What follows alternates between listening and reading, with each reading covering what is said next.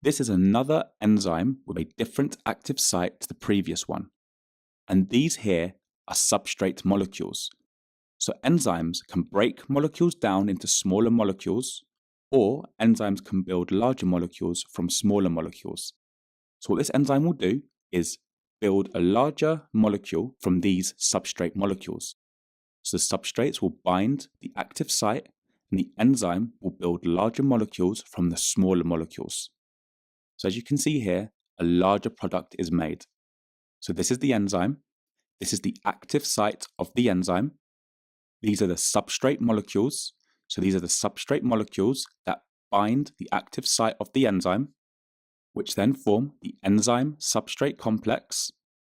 And this here is the product, what is made.